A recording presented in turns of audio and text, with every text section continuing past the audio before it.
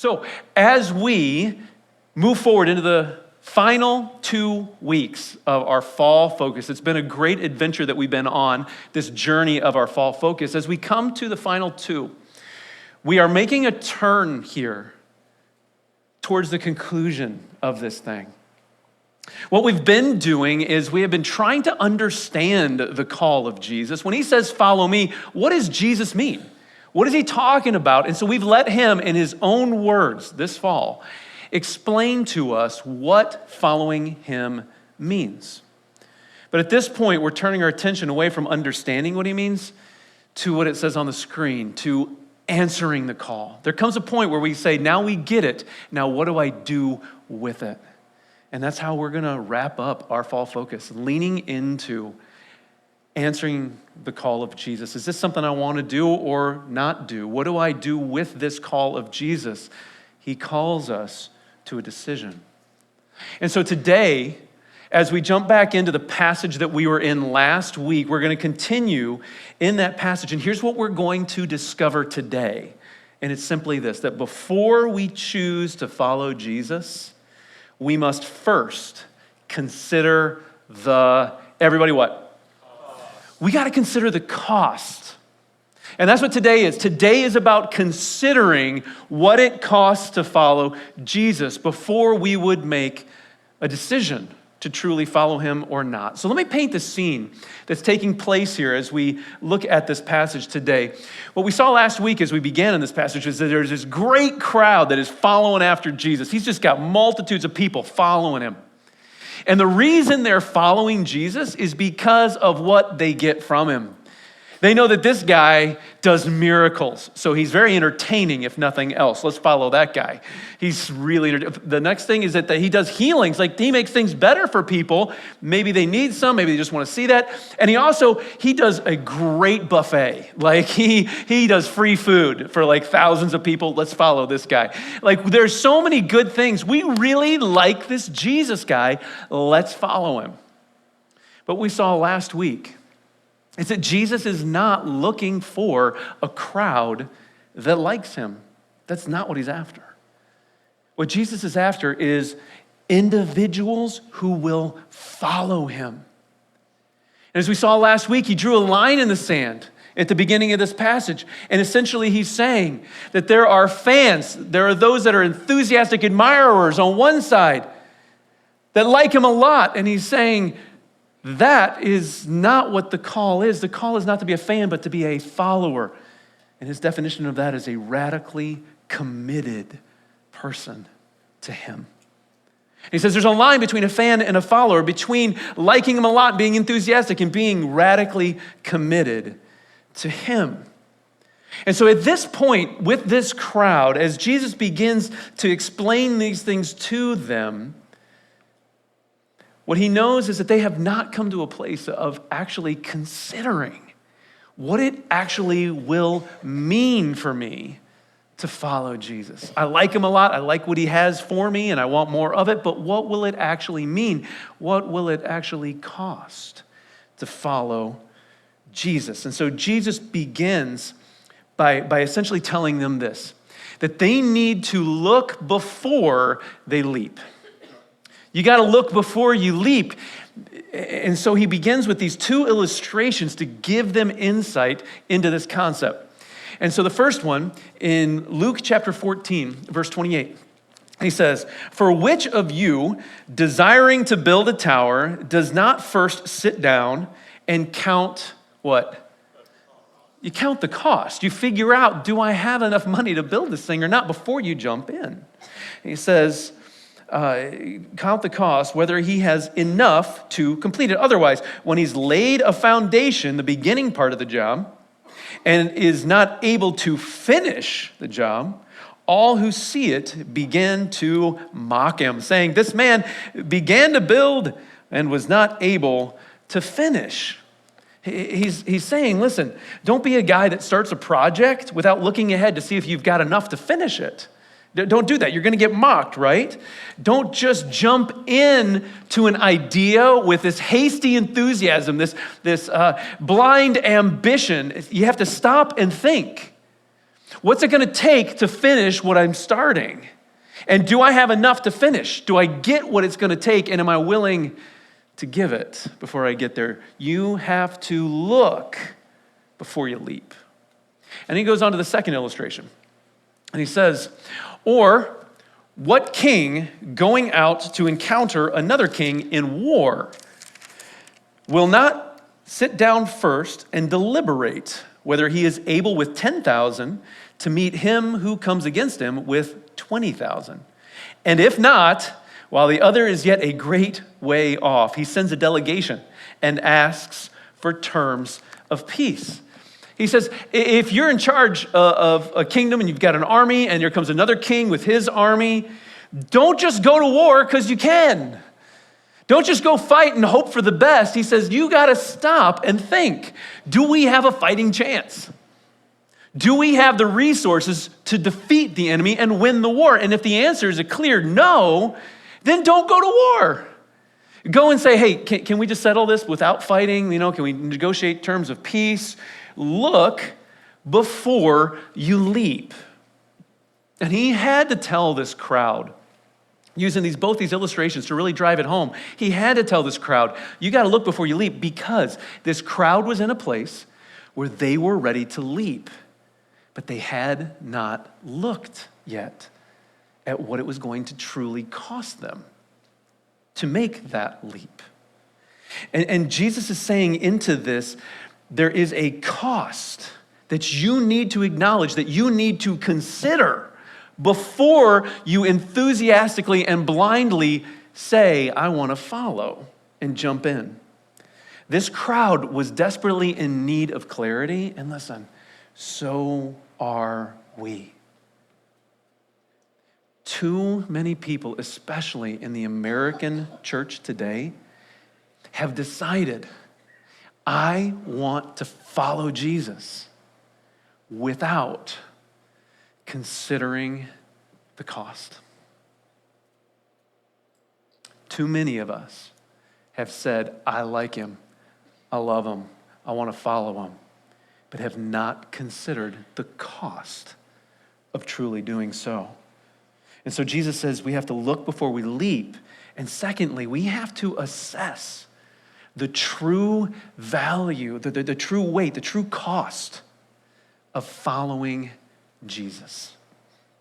How many of you have ever driven by a car lot and seen a price on a car windshield? Anybody ever seen that? A few of you, some of you have never driven by a car lot in your life. Okay, well, maybe one day you will. It's very exciting. It's very, very exciting.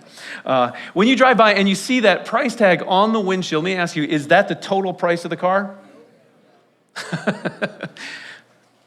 Yep, that's true. It is not. It's not the full price, because you see that price, but you know at least there's going to be tax on that number, right, when you go in to buy the car. There might be some other fees and stuff that you got to put in there. And once you get to the point where you've kind of got the whole cost at the dealership, and then you buy that car and you drive off the lot, is that the full cost of owning that car? No, the price continues to go up, doesn't it? Because now you got to get insurance on that thing, right? And now you've got to pay for the fuel.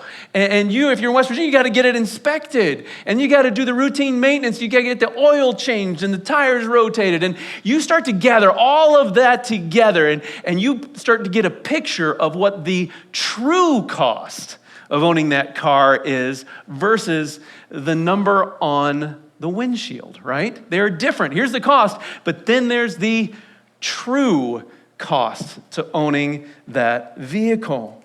And when it comes to following Jesus, our tendency is to look at what is comparable to the sticker price of following Jesus. The price tag that says, you know what, here's what it's going to cost me. It's going to cost me some emotion. Like, I need to love Jesus with an enthusiastic emotion, and it's going to cost me. Like, I gotta do that. And it's going to cost me about an hour every week to come into a building and sit in this seat that's really long and awkward to get into, climbing over other people. Like it's going to cost me some time and energy, and I'm going to do that thing. That's part of the price. And it also is going to cost me a little energy because I'm going to have to try harder to be nice to those people that I don't want to be nice to. And it's going to really cost me, but I'm going to put some into that. And if I can take it up a notch, I'm going to serve in ministry. It's going to cost me some time and some energy if I can squeeze it into my busy schedule. This is the cost of following Jesus. On the windshield, that's the sticker price. Unfortunately, Jesus' point is that as people who want to follow him, we have not looked at the true cost.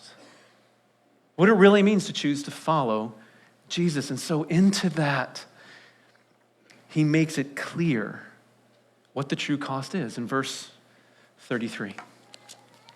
In verse 33, Jesus says this, "So, therefore, any one of you who does not renounce all that he has cannot be my disciple." Wait a minute, that's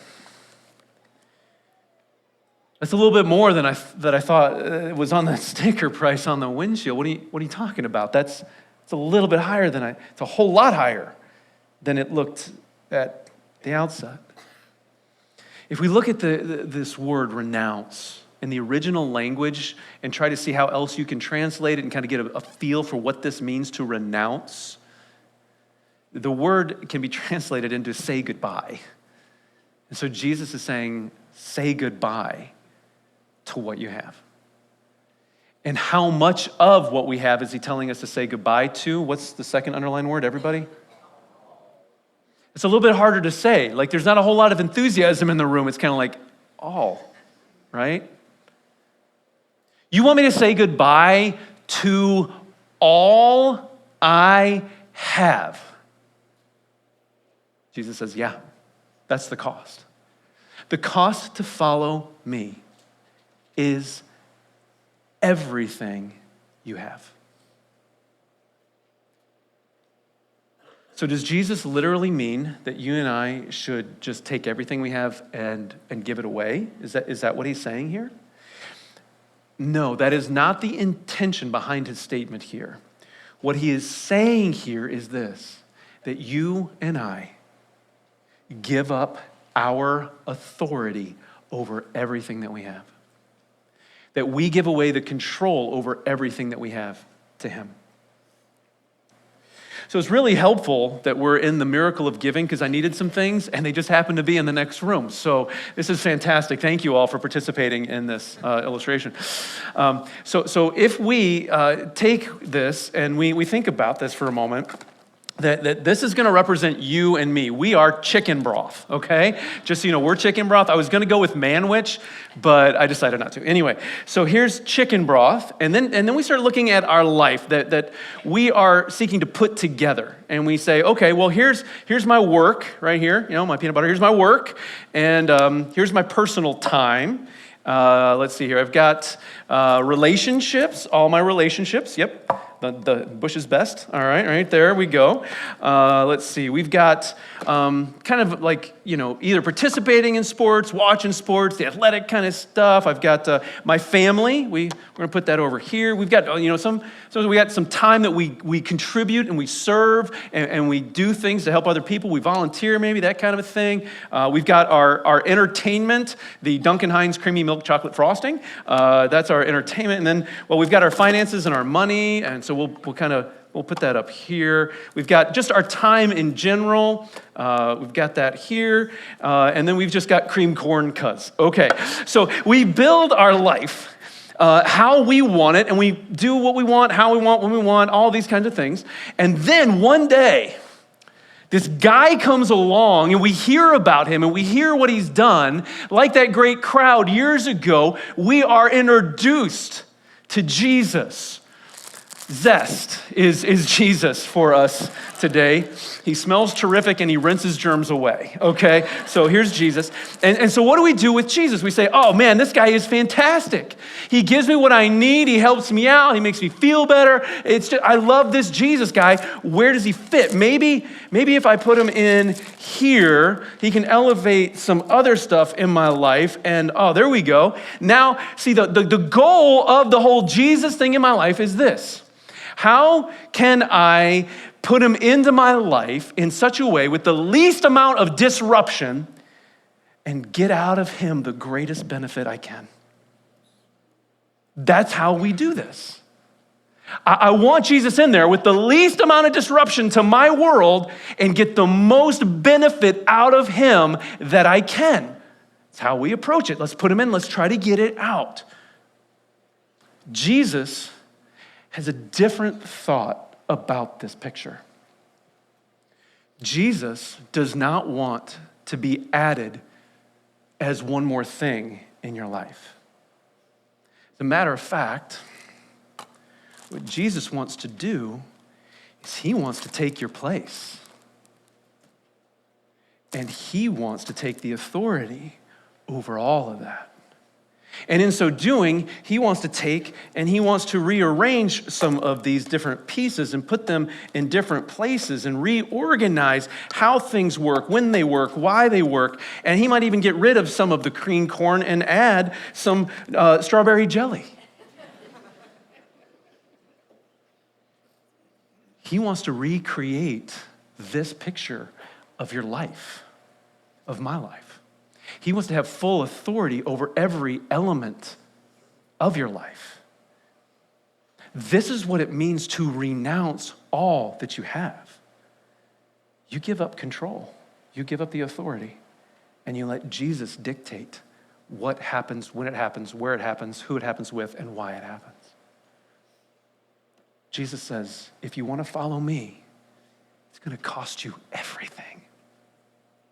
Your life is now mine. That's what Jesus is telling us. That's when Jesus is saying, this is the true cost of following me. The true cost of following me is everything you've got. It's everything that you have. We need to look before we leap, and we need to assess the true cost of what it's going to mean for me to follow Jesus.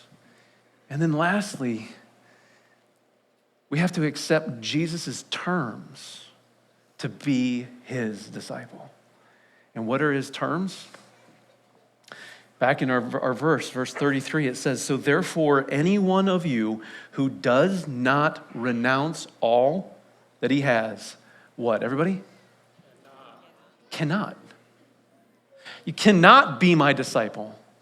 Jesus is saying if you don't renounce your authority over everything that you have, your relationships, your time, your energy, your things, your money, all of it, you don't renounce your authority over it all, you can't follow me. He doesn't say there's a bunch of different options you get to pick from. You can just give me some of this and then we're good, you can follow me. Or you can give me some of that and you're good and you can follow me. He says, if you don't give me everything, no deal. You cannot follow me. This is Jesus' words, not mine. This is his call, not mine.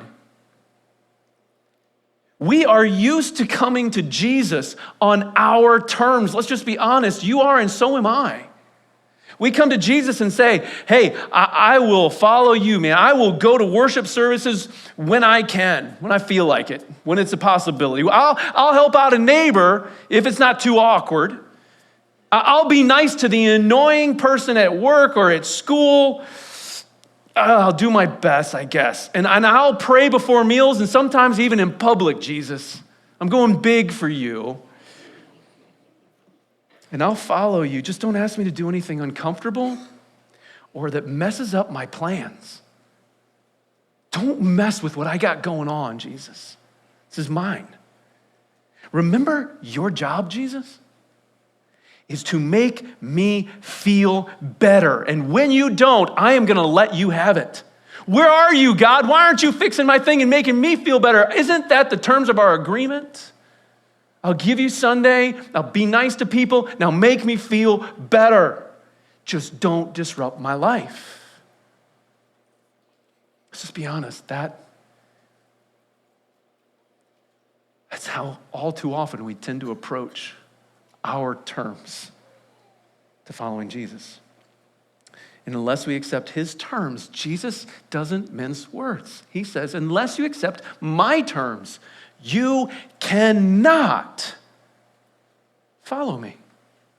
You can't be my disciple. Jesus essentially is saying this: either you are all in or you aren't in at all. This is it.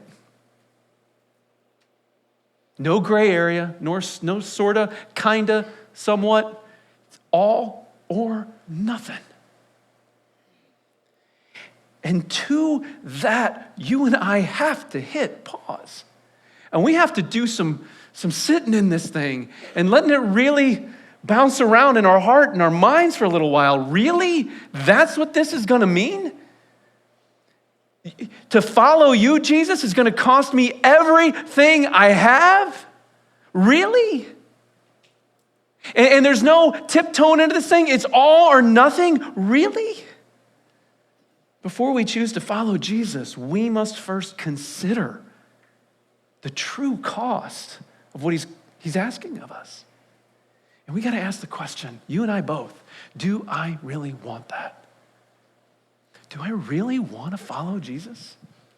I mean, I say I do, or maybe I'm checking this thing out and I'm thinking maybe I do, but really, is that what I want?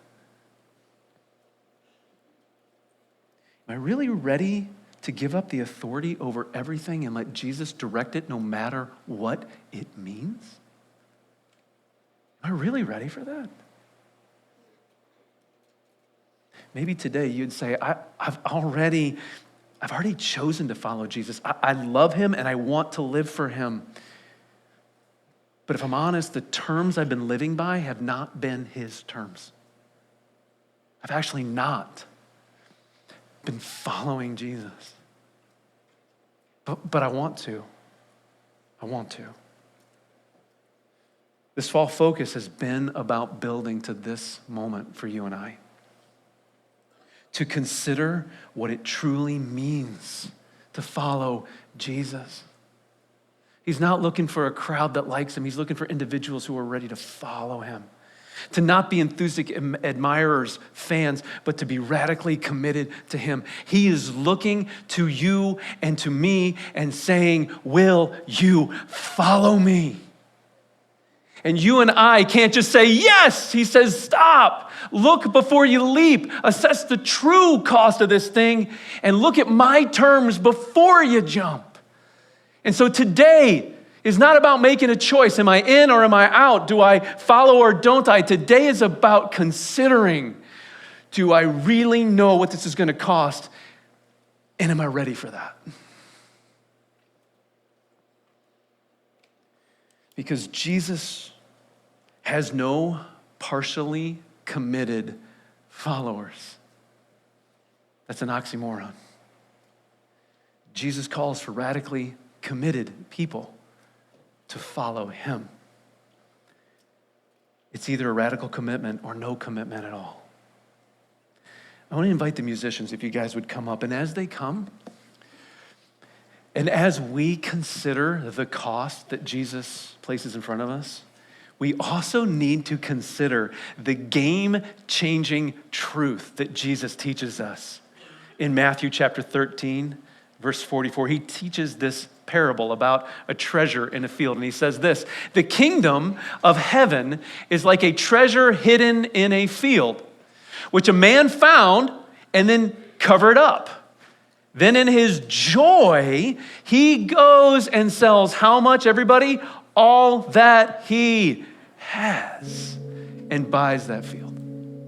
Imagine the scene. This guy's walking through a field, and in that day and age, if you had a lot of stuff and you didn't want it to be found, you might bury it somewhere where nobody's going to find it. This guy comes along, and in this field, he discovers somehow, and he digs, and he finds this amazing treasure.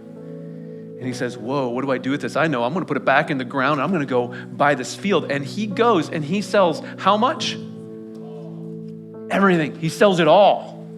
And is there a sense of mourning in his heart in this moment? No, it says he goes with what? Joy. He is ecstatic. He is thrilled for the transaction where he gets to give everything away. He gets to let it all go. Why? Because what he's going to get in return is far greater than anything he's ever had. He can't wait. There's no comparison. I can lose that to gain that. And Jesus is telling us that the kingdom of heaven here is where Jesus is king, and his call to follow him is to let him be king over everything. And what he's teaching us here is that it is absolutely worth everything you've got to do it. Because what you gain in following Jesus, having him over your life, is better than anything you would ever keep if you didn't follow him. He's saying, if you come after me, I will help you leave behind your sinful, selfish, self-centered ways that war against your soul, and I will lead you into life. I will help you leave behind the ensnarement of sin that keeps you dragged down and breaking you and breaking the things around you and keeping you from experiencing the true relationship with God that sets you free now and for all eternity. And I will lead you into a way of living that will blow your mind. What you're losing is nothing compared to what you gain when you choose me. The Apostle Paul said it this way in Philippians chapter 3.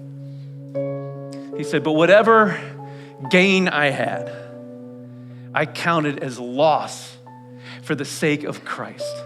Indeed, I count everything as loss because of the surpassing worth of knowing Christ Jesus, my Lord. For his sake, I have suffered the loss of all things and count them as rubbish in order that I may gain Christ. You cannot lose when you lose everything and gain Jesus. There is nothing more valuable, nothing worth more. Apostle Paul here says nothing compares to Jesus. Why? He says, because I was fallen and I was broken in a world without God and without hope, and I was enslaved to sin. But Jesus, willingly taking on flesh and blood, came here and went to a cross, allowing himself to be crucified, nailed to this piece of wood, to die in order to pay for your sin and my sin, to bring us into his kingdom, full of life now and forever. The Apostle Paul says, what can I possibly do except give him my whole life with joy? And Jesus taught us to remember what he did on the cross, that we would recenter our lives around it and the grace that he's given to us, what he purchased for us, that it would recenter and reignite us to live for him, to know him, to love him.